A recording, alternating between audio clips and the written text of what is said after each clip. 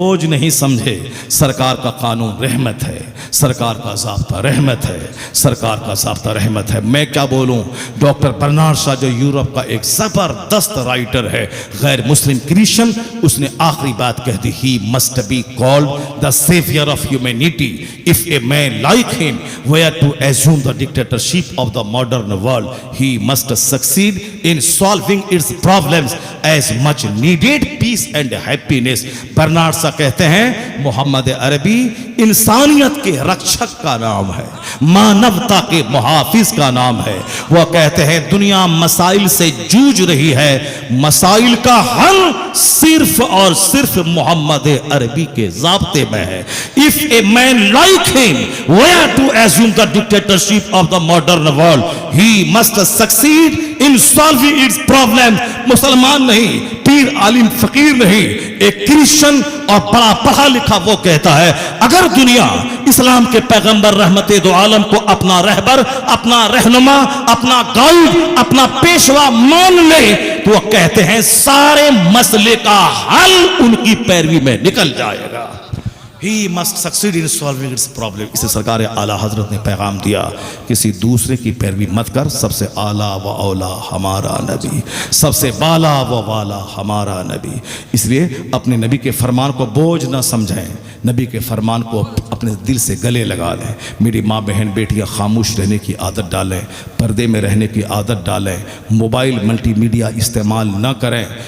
Mobile सिर्फ अपने शौहर अपने बच्चों से राब्ते में रहने के लिए फ़ोन जाए फ़ोन आए, 24 घंटे उसके पीछे लगकर इस कीमती ज़िंदगी को बर्बाद मत करें। मरने के बाद वहाँ अमल नहीं है, सिर्फ अमल का बदला है। और जब तक ज़िंदगी है तब तक एक एक मिनट कीमती है, वरना मरते वक्त अफसोस होगा कि मैंने एक कीमती ज़िंदगी को मैंने बर्बाद कर दिया। इसलिए हमेशा एक एक मिनट को कीमती समझे, वरना कल मर गई तो फिर सजदा नमाज कुछ भी नहीं छूट पाएगा।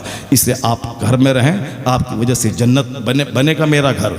आप पर भी लाजिम है कि अपने बाल बच्चों को दीनी तरबियत करें, उसको दीन सिखलाएं, अपने बाल बच्चों को दीन सिखलाएं, अपने बाल बच्चों की गुट्ठी में इस्लाम पिला दें, अपने बाल बच्चों को बुजुर्गाने दिल की कहानी उनको बताएं। सिर्फ हल्ला हंगामा करने से काम नहीं चलेगा, सिर्फ साहब गौस ख्वाजा का नारा लगाने से काम नहीं चलेगा।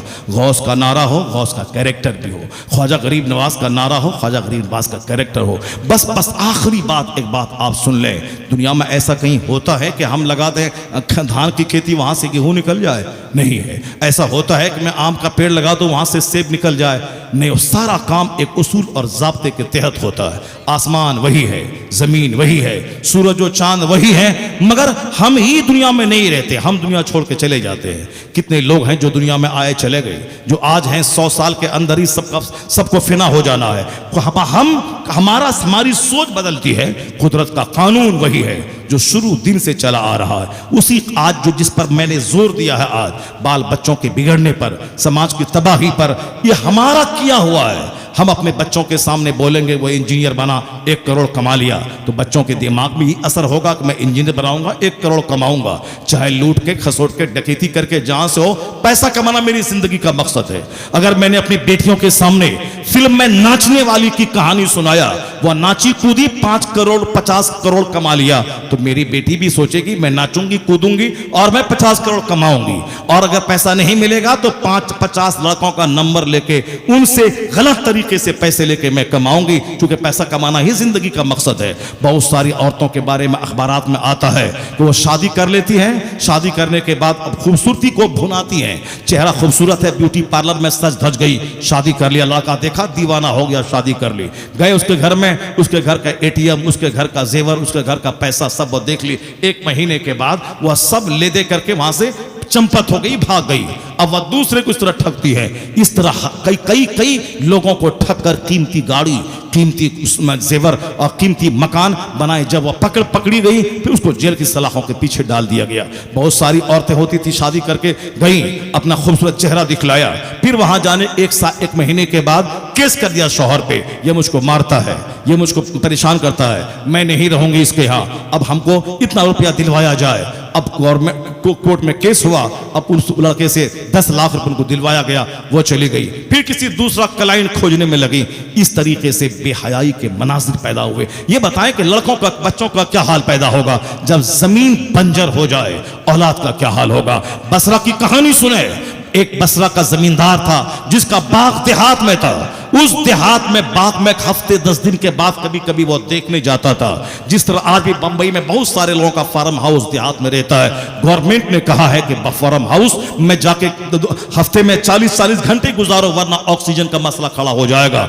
उस तरीके से सांस लेना मुश्किल होगा। पोल्यूशन, आलूदगी का मसला हो रहा है। सड़कों पे गाड़ियां चल रही हैं, धुआं है, गैस है, फैक्ट्री का धुआं, गाड़ियों का धुआं, पेट्रोल डीजल का धुआं, गैस का धुआं। शहर में रहना मुश्किल हो गया है। अब अगर जीना है और खूब हेल्दी लाइफ गुजारनी है तो देहातों में हफ्ते में कम से कम 2 दिन गुजारना होगा। पहले हम देहात छोड़ के शहर भागते थे। अब साइंटिस्ट ने मशवरा दिया है कि शहर के ज्यादा देहातों का क्लाइमेट खुशगवार होता है। वहां खुली फिजाओं में नेचुरल रिसोर्सेज होते हैं, मनाज़िर फितरत है, असीद आसमान है, छोटे छोटे घर हैं और खुली हवाओं में जबरदस्त ऑक्सीजन मिलती है। उस तरीके से देहातों में रहना चाहिए। ये हाल शुरू से है। बसरा शहर में रहने वाला, देहात में एक बाग था अंगूर का। वहां एक शख्स मुबारक नामी, उसको उन्होंने वहां पर निगरानी के लिए रखा था। निगरानी के लिए हफ्ते में एक बार आता, देखता, चला जाता। अपने दोस्तों को लाके बाग दिखलाता था, ये बाग मेरा है, इस बाग की खजूर बड़े अंगूर बहुत मीठे हैं। एक बार जबरदस्त खुसूसी मेहमान को लाया, दोस्तों को लाया और कहा मुबारक जो मीठा अंगूर है वह लाओ, मेरा ये कीमती दोस्त कभी नहीं आया है, पहली बार आया है। मुबारक ने सामने वाले दरख्त से अंगूर का खोशा तोड़ के उसको दे दिया। उन्होंने कहा खाएं आप इसे, बहुत अच्छा अंगूर है। खाया तो अंगूर मीठा था। कहा मुबारक मैंने कहा कि ये हमारे मोअज़्ज़ज़ दोस्त हमारे हैं, इसके लिए मीठा अंगूर चाहिए, मगर तुमने खट्टा अंगूर लाया, दूसरे पेड़ से अंगूर ला के दे दिया। फिर खाया, फिर वो खट्टा था। कहा मुबारक मेरे दोस्त आए हैं, करीबी दोस्त आए हैं और तुमने खट्टा अंगूर तुम्हें लाके दे दिया। अब फिर तीसरे पेड़ से लाके दिया, वो भी खट्टा था। कहा अब तक तुमको पहचान नहीं है कि किस दरख्त का अंगूर मीठा होता है। अब वो कहने लगा मुबारक ने कि हुजूर मुझे माफ फरमा दे, मैं कैसे पहचानूं कि किस पेड़ का अंगूर मीठा होता है। कहा क्या मतलब? कहा मतलब है कि आपने मुझको निगरानी के लिए रखा था कि मेरा बाग देखते रहना, निगरानी करते रहना, उसकी तनख्वाह इतनी मिलेगी। आपने खाने की इजाजत कहाँ दी थी कि मैं दरख्तों के अंगूर को खा के टेस्ट करूं कि किसका अंगूर खट्टा है, किसका मीठा है। मैंने आज तक आपके दरख्त, आपके बाग का एक अंगूर नहीं चखा है। बाग के मालिक की आंख फटी की फटी रह गई कि कहीं ऐसा इस दुनिया में होता है कि बाग का निगरान, बाग का पासबान, बाग का निगहबान वो निगरानी पासबानी करे और एक अंगूर तक ना खाए। ऐसा कहीं होता है? कहा सच कहते हो मुबारक? कहा हाँ सच कहता हूं, मैंने आज तक एक अंगूर नहीं खाया क्योंकि आपने खाने का परमिशन ही नहीं दिया था। आज दूसरों का माल लपेट लेना, चाहे बगैर इजाजत के खा लेना, बगैर इजाजत के उठा लेना। मस्जिदें इबादत के लिए थी, दूसरों की चप्पल पहन के आ गए। मस्जिदें इबादत के लिए थी, वहां साफ नई चप्पल मिली, उसको लेके चले आए। दूसरे की दुकान में पैसा है, हाथ साफ कर दिया। दूसरों के साथ, दूसरों के रुमाल है, चादर है, लिया और चल दिया। दूसरों के बाग में गए, आम तोड़ा और खाया, चल दिया। दूसरे के पेड़ में लीची है, तोड़ा, चल दिया, हाथ साफ किया और चल दिया। ये बता दें कि हमारे नजदीक कोई बड़ा गुनाह नहीं रहा, मगर वह कितना बड़ा गुनाह है, हक़्क़ुल इबाद का गुनाह। बगैर इजाजत के दूसरे के दरख्त का फल खाना ये हराम है। अब हमने खूब बगैर उसकी इजाजत के हमने खूब खाया। जरा देखें कि किस तरह हराम के खाने से ब्लड बनता है।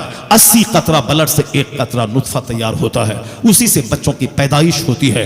ये बता दें अगर हराम की ग़िज़ा से ब्लड तैयार हुआ, उसी से नुत्फा, उसी से बच्चा, सोच तो नापाक होगी। आज गुस्सा बहुत ज्यादा है, आज घमंड बहुत ज्यादा है। कहीं हरामखोरी का नतीजा तो नहीं है?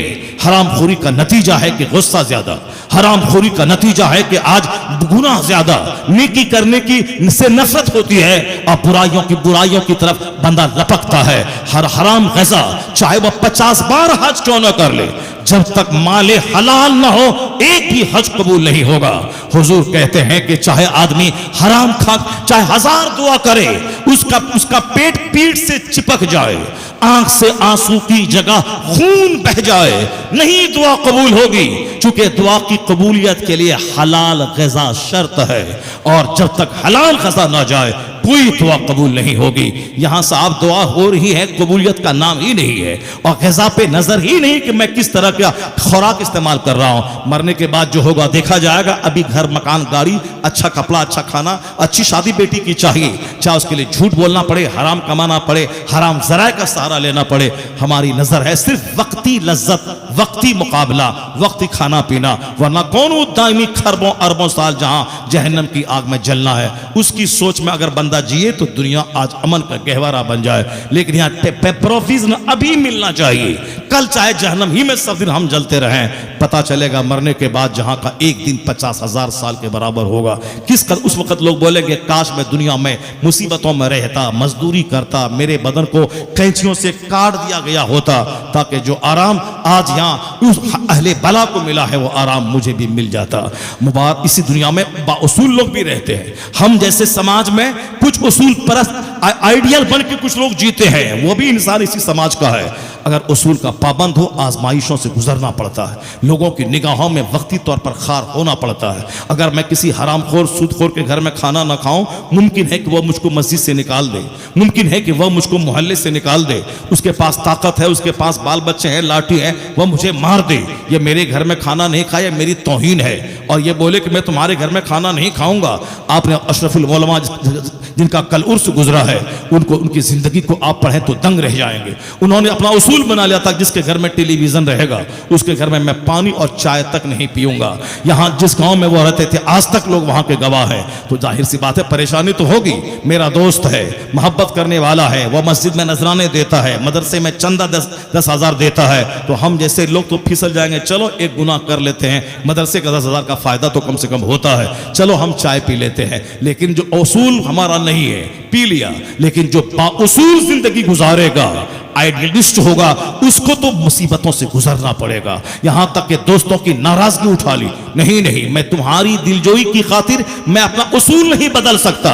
ऐसा बाउसूल आदमी लाखों करोड़ों में कभी कभी पैदा होता है। और उन्होंने देहात में रह के हुजूर अशरफुल उलमा ने उसूल पसंद जिंदगी गुजार के बता दिया। उसमें तो मुसीबतें आती हैं, मुसीबतें वहां नहीं आती हैं जहां सांप का भी मुंह चूम लिया और सपेड़ा का भी मुंह चूम लिया, जहां नजदी, वहाबी, देवबंदी, गुस्ताखे रसूल, वहाबी, शराबी, बराकार, पापी सबके सबसे मुस्कुरा के मिला, सबको दोस्त बना लिया। वहां मुसीबतें भले ही थोड़ी देर के लिए कम आ जाए, लेकिन जहां गुनाहों से चीड़ होगी वहां तो मुसीबत आएगी। इसीलिए ऐसा मत करें, उसूल पसंद जिंदगी गुजारे।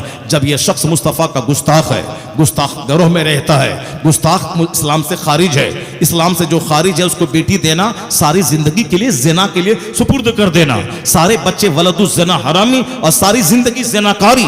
थोड़ा सा सब्र कर ले, अपने ऊपर सब्र पत्थर रख ले और अपने रब्बे करीम से भीख मांगे। उजीबो दावत दाए ज़ातान, कुरान कहता है, अल्लाह का ऐलान है, मैं दुआ कबूल करता हूं जब कोई दुआ करे। दुआ तो करें रात के सन्नाटे में उठकर, इलाही मेरे पास बेटी है, आशिक रसूल चाहिए, आशिक रसूल चाहिए, हरामखोर नहीं चाहिए, गुस्ताखे रसूल नहीं चाहिए, आशिक रसूल चाहिए। इधर दुआ होगी उधर अल्लाह इंतजाम फरमा देगा। एक बेटी रहती है और तब 10 साल तरस तड़पता रहता है, शादी नहीं मिलती। यहां 10 बेटियां हैं, अल्लाह ने आसानी से सबकी शादी का इंतजाम फरमा दिया। सब कुछ अल्लाह करता है। मुबारक को देखने के बाद बाग के मालिक ने कहा, मुबारक तुम्हारी शादी हुई है? कहा नहीं। मुझ गरीब को कौन बेटी देगा, मैं तो नौकरी करता हूं आपके बाग में। कहा अगर मैं अपनी बेटी तेरे निकाह में दे दूं? अल्लाह समद, वह करोड़ों का मालिक, जायदाद का मालिक है और ये नौकर है जो उसके बाग की रखवाली करता है। लेकिन अमानतदारी, दयानतदारी को देखकर बाग का मालिक दंग रह गया। कहा मुबारक अगर मैं अपनी बेटी तेरे निकाह में दे दूं? तो वह जी हुजूरी नहीं करने लगा, बोला हाँ हाँ, यहूदी शादी में माल देखता है, नसरानी शादी में लड़की की खूबसूरती देखता है, और उम्मते मुहम्मदिया शादी में तकवा और परहेजगारी देखता है। मुस्तफ़ा का गुलाम शादी में परहेजगारी और तकवा और ईमान देखता है। आपने अगर फैसला लिया है तो आपने अपने पैगंबर के कानून पे अमल किया है। ये गया शहर, अपनी बीवी से मशवरा लिया, जब शौहर नेक हो तो बीवी का भी नेक होना तय है। तहज्जुद गुजार बीवी, अरबपति की बीवी तहज्जुद गुजार, नेक परहेजगार। कहा हाँ हाँ, मैं भी अपने बेटे के लिए ऐसा ही लड़का ढूंढती थी, ऐसा ही लड़का मिले। अरबपति, खरबपति, दयानतदार, परहेजगार लड़के का सिलेक्शन किया। आज अगर मैं अपनी बेटी से कहूं कि बेटा ये मौलाना है, 1 लाख महीना कमाते हैं, चेहरे पे दाढ़ी है, नमाजी है, मेरी बेटी इनकार कर जाएगी, क्योंकि मैंने उसकी तरबियत ही इस ढंग से की है कि साहब मटक मटक के चलना, सैंडल पे और जींस टी शर्ट पहनना, हाथ में पर्स है, वह मल्टीमीडिया मोबाइल है, 10 लाखों से कनेक्शन है, और साहब सिनेमा मोबाइल 2-4-10 घंटे तक गंदी फिल्में, तो वो तो कभी किसी दाढ़ी वाले को एक्सेप्ट ही नहीं करेगी। वो अम्मा से बोलेगी मैं जहर खा के मर जाऊंगी अगर मुझको उस दाढ़ी वाले से अगर रिश्ता करवाया गया, क्योंकि हमने तरबियत ही उसकी गलत की।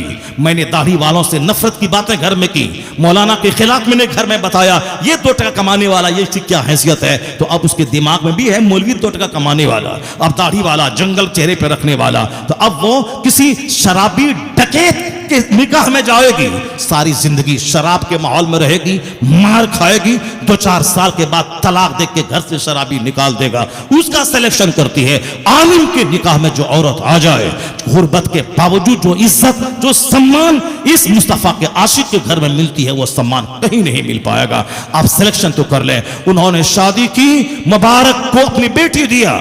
जब मुबारक जैसा दयानतदार दामाद मिले और उनकी अपनी बेटी तहज्जुद गुजार परहेजगार जैसी बेटी हो, तो फिर उन दोनों के मिलने के बाद कुदरत के कानून के मुताबिक जो फल निकलता है, उसी फल का नाम है अब्दुल्ला इब्ने मुबारक, जो इस्लामी तारीख का एक जबरदस्त मुहद्दिस कबीर, शेखुल हदीस, करोड़ों में एक नाम है। जब मां हूं पर्दे में रहने वाली, अरबपति की बेटी होने के बावजूद तकवाशार, और बाप हो एक बाग का रखवाली निगरानी करने वाले के बावजूद अमानतदारी में लाजवाब, तो इसी दोनों परहेजगारी के नमूने से जो बच्चा पैदा होता है, उसी को दुनिया अब्दुल्ला इब्ने मुबारक कहा करती है।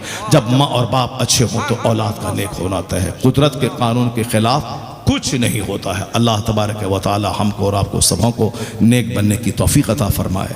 एक बार ज़रा ज़ोर से बोलिए ना आमीन। अल्लाह ताला हम सबों को अपने घर